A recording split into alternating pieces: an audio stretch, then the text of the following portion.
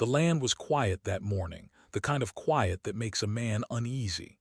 Miles from the nearest town, a lone rider stopped at the edge of a broken fence. The boards leaned, half buried in dust, as if time had forgotten this place. He tied his horse and looked out at what he had bought, a crooked little cabin sitting under the shadow of tall pines. It wasn't much, but it was his now, and it had cost him only 12 cents, a deal too strange to question. He had laughed when the old land agent told him the price. 12 cents for a cabin and a few acres of dry soil.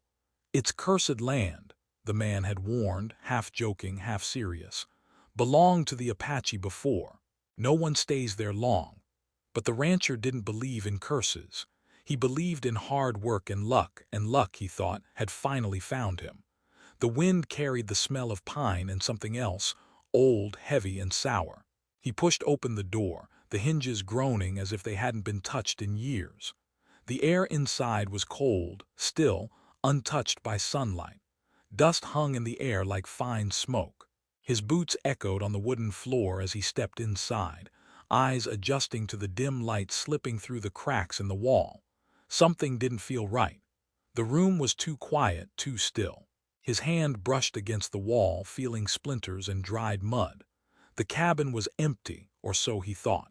Then from the corner of his eye he saw movement, or maybe the shadow of it. He turned slowly, heart thudding in his chest. There she was, a shape hanging from the ceiling beam, tall, too tall to be normal, her head bowed, long black hair covering her face. The rope creaked faintly in the draft from the open door. For a moment he couldn't move, couldn't even breathe. The air felt thick, pressing down on him. She wasn't just tall. She was enormous, almost 7 feet, her feet barely touching the floor. The rancher stumbled back, his mind refusing to believe what his eyes saw. Who was she? What happened here? And why had this cursed cabin been sold so cheap? The wind outside picked up, howling through the cracks, as if answering his thoughts with a whisper no man could understand. He stood frozen for what felt like hours, though only seconds passed. The silence around him was deep enough to hear his own heartbeat echo in his ears. Every instinct told him to turn and run, but something inside him refused. Maybe it was disbelief. Maybe it was the strange pull of curiosity. He took a slow step forward, his boots scraping against the dusty floorboards. The smell hit him next, something faint, dry, and ancient, like old leather and forgotten earth. The figure didn't move. The long strands of dark hair swayed slightly in the air that drifted through the open door. He wanted to call out, to say something, but his throat felt tight. His hands trembled as he reached for the lantern hanging on the wall. When he struck a match, the sudden flare of light made the shadows jump wildly across the room, and that's when he saw her fully. Her dress was torn and faded, the kind of rough cotton worn by frontier women long ago. Her hands, though thin, looked strong, the knuckles scarred. Her feet were bare, pale against the wooden floor as though she'd been there for a very long time. She wasn't rotting, not exactly, just dry and lifeless, preserved by time and air. And there was something else that didn't fit.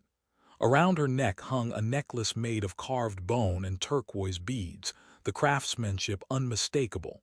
Apache. The rancher's mind tried to make sense of what he was seeing. He'd heard stories of conflicts between settlers and native tribes years ago, long before his time. But this felt different. It didn't look like a crime of war. It looked personal. He stepped closer, examining the rope. The fibers were old but not ancient, just weathered.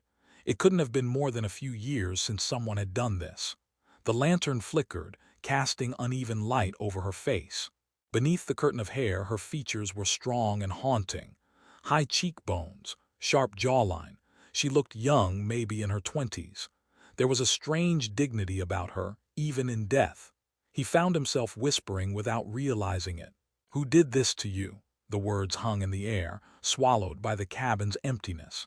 He felt foolish for speaking, but the moment the question left his lips, something in the air shifted.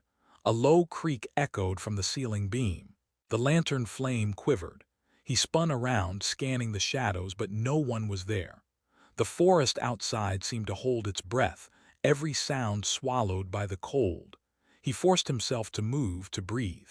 His hands shook as he lowered the rope, cutting her down with the small knife he carried on his belt. She was heavier than she looked. When she finally rested on the floor, her long frame stretched nearly the full length of the cabin. He knelt beside her, staring at the stillness of her face.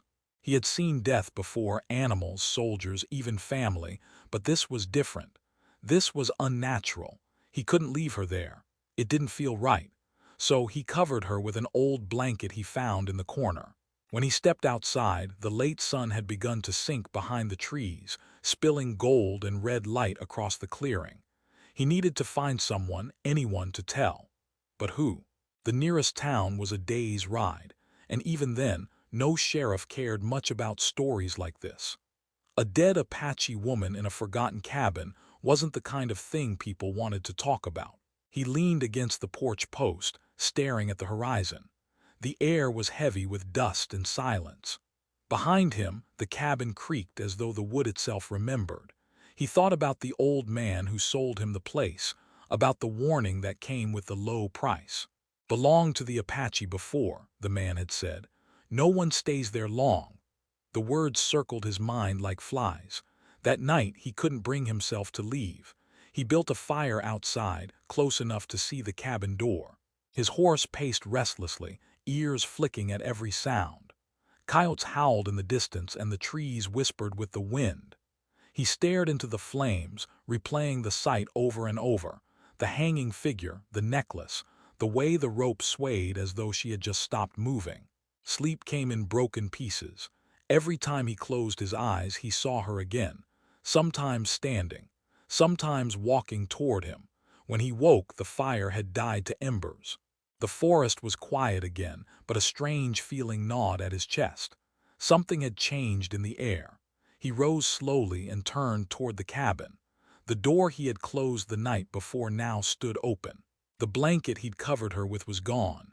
His heart hammered as he stepped forward, each footfall louder than the last. Inside, the floor was empty.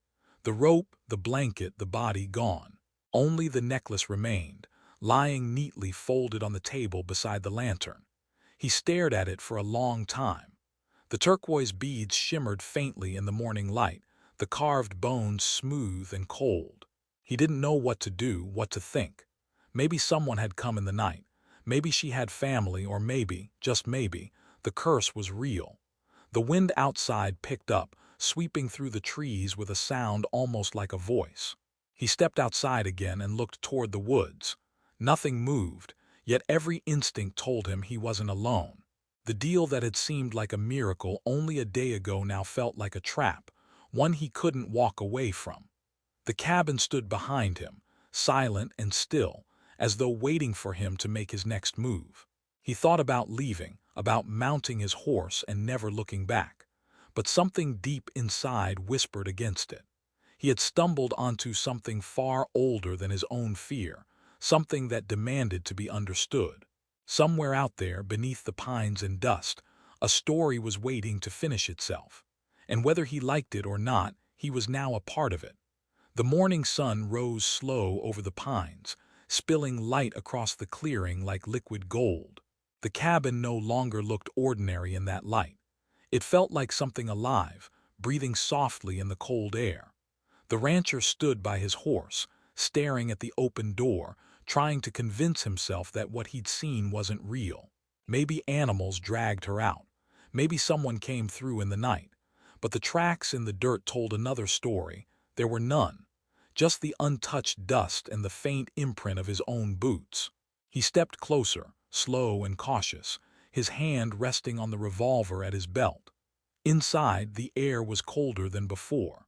The necklace still lay on the table where he'd found it, glinting faintly in the light coming through the cracks.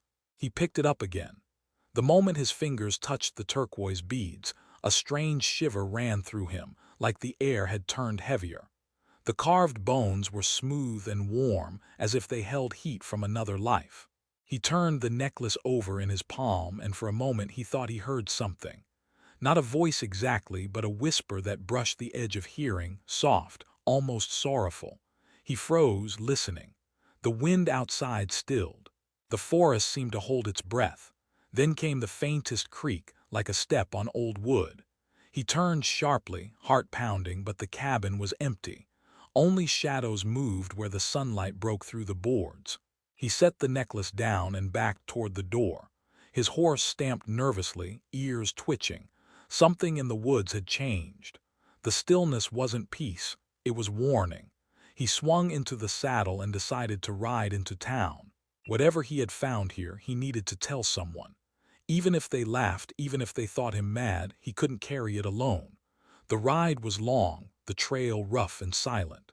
The forest watched him from every side, branches swaying though there was no wind. More than once he turned, certain he heard something behind him, a faint rustle, a soft step. But there was nothing there, just trees, endless and still. By the time the town came into view, the sun was already beginning to drop again. He went straight to the saloon, the only place in town where anyone would listen to a story, no matter how strange. The air inside was thick with smoke and whiskey. A few heads turned when he walked in. He went to the bar and ordered a drink. The bartender, a heavy man with a gray beard, looked him over and nodded. "Haven't seen you around before," the man said. "You new to these parts?" "Bought a cabin," the rancher replied. "Up past the ridge. 12 cents was all it cost." That got a few chuckles from nearby tables. One man spat tobacco into a tin cup. 12 cents. Sounds about right for that cursed stretch of land. The rancher's hand tightened on his glass. "You know about it." The laughter died a little. The men exchanged looks, the kind people give when the air shifts. The bartender leaned closer. "Used to belong to the Kiona family," he said quietly. "Apache folks. There was a girl, tall one, strong as a bull. They said she could carry a man on each shoulder. She was supposed to marry a chief's son, but something happened. Some say she killed a settler. Others say it was the other way around. Either way, that cabin's been empty since the war." The rancher swallowed hard. "She's still there," he said softly. "Or was." The room went still. Even the piano stopped. "What do you mean, was?" someone asked. He told them everything. How he'd found her hanging, how she vanished by morning, how the necklace remained. No one interrupted. When he finished, the bartender set down his rag and stared at him for a long time. "You should burn that cabin," the man said finally. "Burn it to the ground before she comes back for you." The rancher tried to laugh it off, but it came out hollow. He left soon after, the whispers following him out into the night. The air outside felt colder now, the wind sharper. He mounted his horse and rode back, the moon rising over the trees like a pale coin. The closer he got to the cabin, the darker the forest became. Shadows stretched long across the ground, twisting and bending as if alive. The sound of his horse's hooves echoed strangely, hollow and distant. Then from somewhere ahead he heard it, a soft humming carried on the wind, a woman's voice. He slowed, straining to listen. The tune was low and haunting, a melody that didn't belong to any song he knew. It rose and fell like a lullaby meant for no living soul. His heart pounded as he followed the sound back to the clearing. The cabin stood just as he'd left it, dark, quiet, waiting. But the door that had been open now swung gently on its hinges. He dismounted, his boots crunching on the dirt. The humming stopped. The air was thick, heavy enough to choke on. Inside, the lantern burned again, though he hadn't lit it. The necklace was gone from the table. In its place lay a small braid of dark hair, tied with a strip of leather. He backed toward the doorway, his breath coming fast. Then, from somewhere deep within the cabin, came the sound of a floorboard groaning under weight. Not wind, not wood, steps. He froze, staring into the shadows. A shape moved tall, almost brushing the ceiling. The same long hair, the same torn dress, the Apache girl. She was standing. The light flickered across her face. Her eyes were open now, dark and endless, reflecting the fire like still water. She didn't move closer. She only looked at him, her expression calm, almost sorrowful. The rope still hung from her neck, swaying slightly as though moved by breath alone. The rancher stumbled back, his boot catching on the step. She lifted one hand slowly, pointing toward the ground near the hearth. Then she spoke, her voice soft and hollow, the words carrying the weight of the earth itself. "Not me," she said. "Find him." And just as quickly the lantern went out. The dark swallowed him whole. The sound of the lantern dying out seemed to pull all air from the room, leaving him in a silence that pressed against his ears. He could feel the cold rising from the floorboards, wrapping around his legs, crawling up his spine. Somewhere in the dark something creaked. His hand shot to his holster, but he didn't draw. His breath came shallow and fast, and he could taste dust and fear on his tongue. Then faintly he heard it again, her voice. Soft, echoing, like wind moving through a canyon. "Find him." The words clung to his mind long after they faded. He turned toward where she had stood, but there was nothing there now. No sound, no shadow. Only the faint smell of smoke from the wick and the whisper of pine trees outside. He struck another match, and the flame shivered to life, weak and trembling. The cabin looked the same, yet something had changed. The air felt heavier, the shadows thicker, as if the place remembered what had just happened. He lowered the match and saw it. Faint marks on the wooden floor, dark and old. Footprints. A trail leading to the far corner where the hearth stood cold and untouched. He moved slowly, following the prints. The boards groaned beneath his boots. When he knelt beside the fireplace, he noticed a patch of dirt that didn't look natural. It had been disturbed, covered again in haste. He brushed at it, the dirt dry and soft under his hands. Then his fingers hit wood. It was a box. Small, roughly built, sealed with rusted nails. He pried it open with his knife, the wood splintering easily. Inside were papers, folded and yellowed with age, and something else, a small badge tarnished with rust. He lifted it toward the light. A sheriff's star. His pulse quickened. The papers were letters, written in a hand that was rough and hurried. Most were too faded to read, but a few words stood out. Justice, mistake, she was innocent. Another line farther down. He ordered it done. Said no Apache could stand taller than a man. The rancher swallowed hard. The girl hadn't been a murderer. She'd been the victim. The real monster had worn a badge. He looked back at the badge, its edges dull and pitted, the symbol of law turned into proof of a crime. He remembered the bartender's story, the giant girl, the violence, the old conflicts between settlers and tribes. What if the sheriff had done it himself? What if he was the one she wanted him to find? The match burned down to his fingers and he dropped it, cursing softly. He stepped back into the dim light coming from the cracks in the wall. His head spun. He needed answers, and only one man in town was old enough to know the truth, the land agent who sold him this cursed place. By the time he reached town again, dawn was creeping over the horizon, washing the sky in pale gray. The saloon was still closed, the street empty except for a stray dog trotting between the buildings. He found the land agent's office near the edge of town, its sign half fallen, letters faded by sun and time. The old man was already inside, sitting at a desk cluttered with papers. He looked up when the rancher entered, his expression wary. "You again," he muttered. "Didn't think I'd see you back this soon." The rancher set the sheriff's badge on the table. "You sold me that cabin," he said. "Now tell me who this belonged to."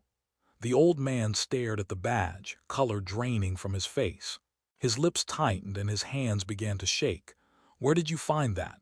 "In the cabin," the rancher said, "buried under the hearth." The old man leaned back slowly, the chair creaking under his weight. "I told you that place was cursed," he whispered. "You should have listened." "Who was he?" the rancher pressed. The man hesitated, eyes darting toward the window as if afraid someone might be listening. "Sheriff Abel Carter," he said finally. "He kept the peace around here 20 years ago, or that's what folks believed." "What happened?" The old man sighed, the sound heavy with years of silence breaking. "There was a girl, a giant they called her, Apache blood. Stronger than any man in town and proud of it. She never bowed, never begged. When settlers came through, she defended her people. Some said she scared them. Some said she shamed them. One night, a rancher was found dead near the river. They blamed her without proof. The sheriff led a posse, dragged her to that cabin. They said they'd hold her there until trial, but there was no trial. The sheriff hung her himself, called it justice. But not everyone agreed. The rancher's jaw tightened. And afterward, the old man's eyes grew distant. People started hearing things, seeing her in the trees. The sheriff tried to ignore it, but his men started dying accidents, they said. Then one morning he vanished. Some say he ran, some say she came for him. He looked at the badge again, his voice trembling. If you found that, maybe she never stopped looking.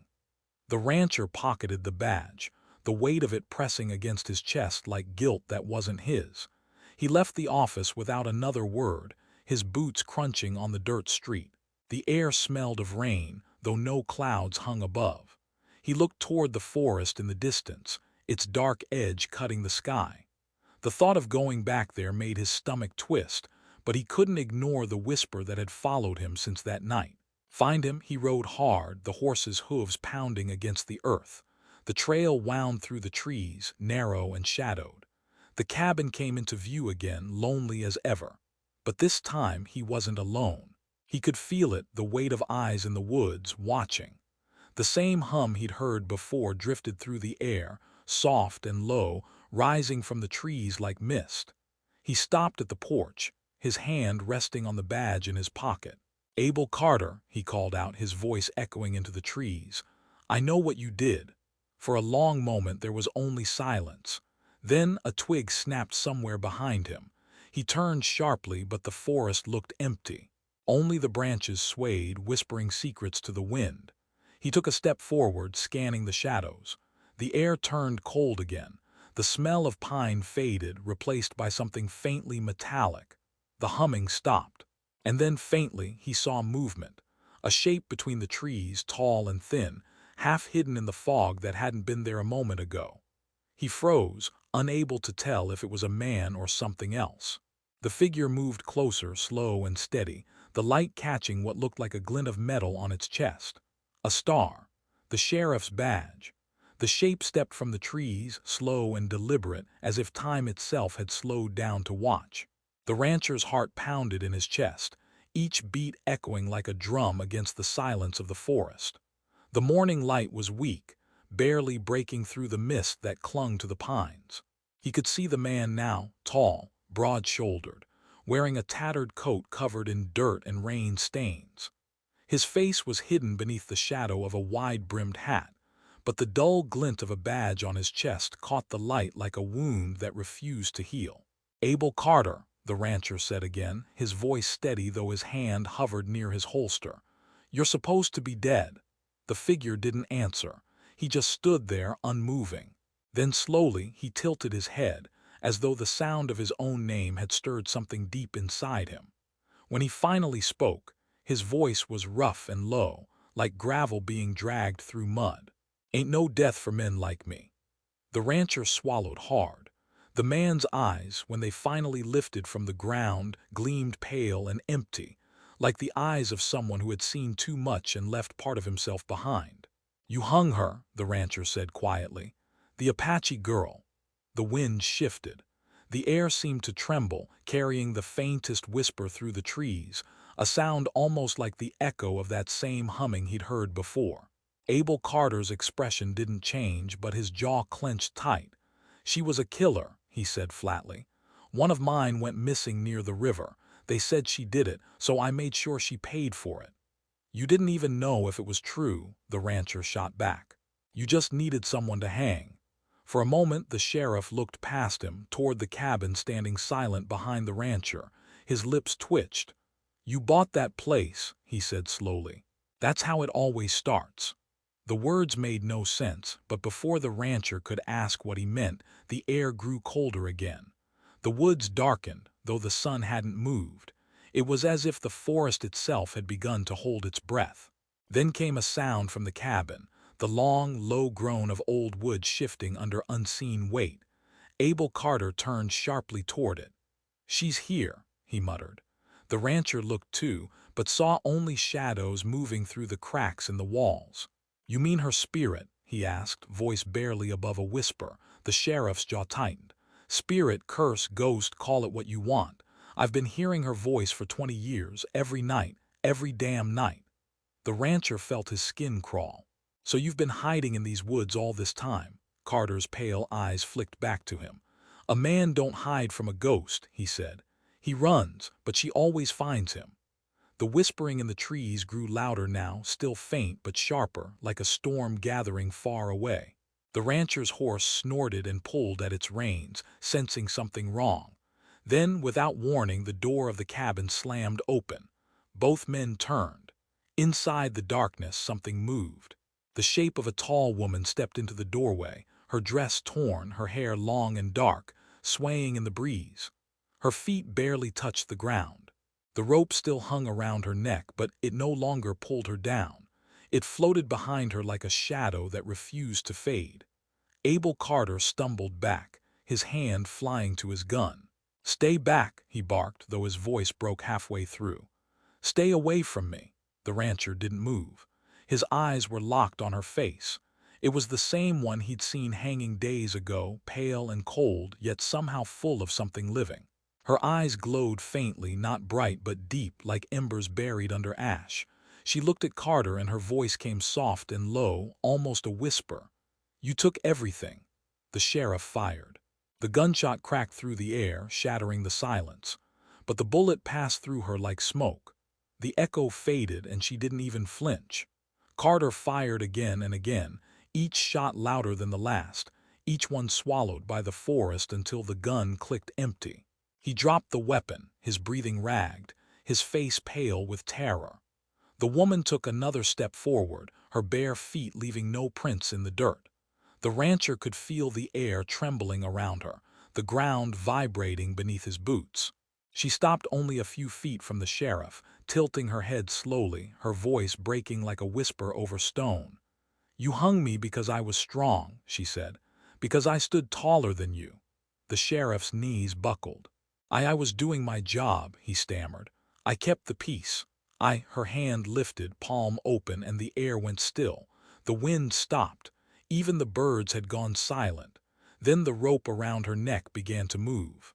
It coiled and stretched, twisting like it was alive. Carter screamed as the rope shot forward, wrapping around his throat. The rancher lunged forward, shouting for her to stop, but the moment he touched her arm, the cold hit him, sharp, painful, like plunging into a frozen river. His vision blurred, the world dimming around him.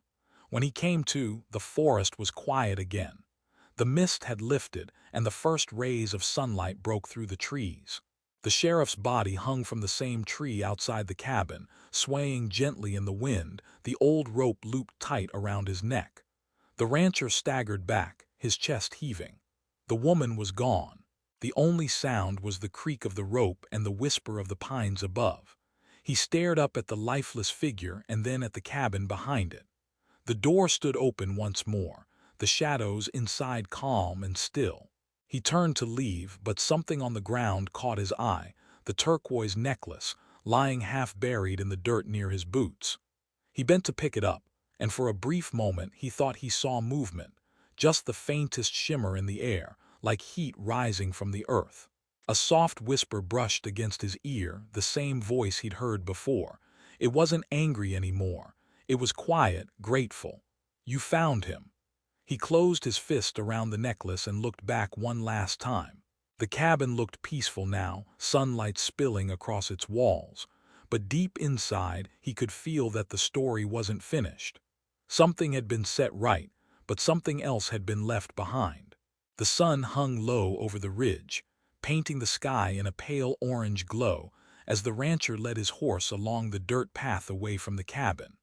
The weight of the turquoise necklace pressed against his palm, warm despite the cool air. Every few steps he looked back. The cabin sat quiet now, the last rays of daylight spilling through its cracked walls, the rope swaying gently in the breeze. For the first time since he'd laid eyes on that cursed place, it didn't feel menacing.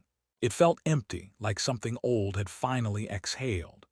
The trail wound through the forest, and as he rode deeper into the trees, the world seemed too still. No birds, no wind, just the creak of saddle leather and the faint clop of his horse's hooves. He wanted to believe it was over, that the nightmare had ended when the sheriff's lifeless body swung from that tree. but the air carried a heaviness, the kind that came before a storm. He couldn't shake the feeling that someone or something still followed him. When he reached the ridge, he stopped to rest his horse. The view stretched far and wide, the forest falling away into the valley below. From there he could just barely see the faint outline of the town, smoke rising from chimneys. Civilization, safety, or as close to it as a man like him could ever get. He reached into his coat pocket and pulled out the badge he had found beneath the cabin floor. The metal caught the light, tarnished and cold, the five-pointed star still bearing the faint scratches of a name. Abel Carter. He thought about the sheriff's words, how he had claimed the haunting started with anyone who bought that land. Maybe it wasn't the cabin that was cursed. Maybe it was the truth buried inside it. He turned the badge over in his hand and noticed something he hadn't before. On the back, faintly etched, were initials. KK, the same letters that had been carved into one of the letters in the box, the ones about justice, the ones written in a different hand. The rancher's stomach turned. Whoever wrote those letters hadn't been the sheriff. Someone else had known what happened. Someone who had tried to stop it. He slid the badge back into his pocket, mounted his horse, and started toward town. The sun dipped behind the trees as he rode, and shadows stretched long across the ground. By the time he reached the first flicker of lanterns, the sky was deep blue and the air had grown colder. The streets were quiet. Only the saloon had light and sound spilling through its doors. He tied up his horse and went inside. The same old bartender was there, wiping glasses behind the counter. When the rancher walked in, the man looked up, startled. "You're back," he said. "Didn't think I'd see you again." "I found him," the rancher said, voice low. The bartender froze. "Who?" "Abel Carter." The man stared at him, the rag slipping from his hand. "That ain't possible," he muttered. "He's been gone 20 years. The rancher nodded once. "Not anymore." He set the badge on the counter. "He's hanging from the same tree where he put her." The bartender's face went pale. For a moment, neither of them spoke. The piano in the corner had gone silent, and even the men at the tables nearby had stopped their quiet talk to listen. The bartender swallowed hard. "You saw her too, didn't you?"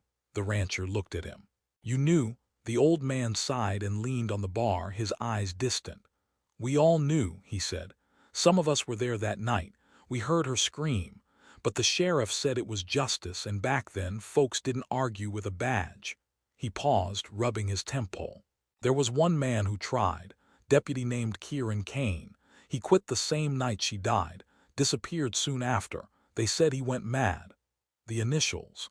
KK. The rancher stared at the badge again, realization dawning like a weight pressing on his chest. "He buried the proof," he said. "He tried to make it right." The bartender nodded slowly.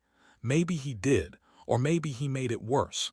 Some say the spirit of the girl never rested because no one ever spoke her name again." The rancher's voice dropped to a whisper. "Do you know it?" The bartender hesitated, glancing around the room. "Her name was Tala. It means wolf. She was the daughter of an Apache healer, strong girl. Never hurt no one, but being different was enough back then." The name hung in the air like a prayer. The rancher felt something shift inside him, a quiet echo in the back of his mind. Tala, the humming he had heard in the woods, the soft, mournful tune came back to him now. It hadn't been just a haunting sound. It was a name trying to be remembered. He pushed the badge toward the bartender. "Keep it," he said. "She's done with it now." As he turned to leave, the door opened, and a gust of cold wind swept through the room, snuffing out half the lanterns. The piano strings hummed faintly, though no one had touched them. The rancher didn't look back. He stepped into the street, the wind curling around him, carrying with it that same faint whisper. Not words this time, but something softer, almost like a sigh of peace. He mounted his horse and rode through the sleeping town, the stars above flickering through the drifting clouds. The necklace around his neck grew warm again, the turquoise glowing faintly in the dark. He thought about burning it, about leaving it behind in the dirt and forgetting it ever existed. But something told him that wasn't what she wanted. It wasn't what she deserved. When he reached the ridge, he stopped and looked back one last time. The town was a cluster of faint lights far below. Beyond that, the cabin was hidden in the trees, swallowed by night. The wind shifted, carrying the scent of pine and rain. He thought he heard the hum once more, gentle and fading like a song traveling on the wind. He touched the necklace gently and whispered her name. Tala. The forest answered with silence, deep, still, and somehow different this time. The kind of silence that comes when a story has finally been told, even if no one else will ever hear it. He turned his horse toward the horizon. The road ahead was long and empty, the night stretching wide around him. But for the first time since he'd bought that 12-cent cabin, he didn't feel alone. The air felt lighter. The world felt watching, but not in fear.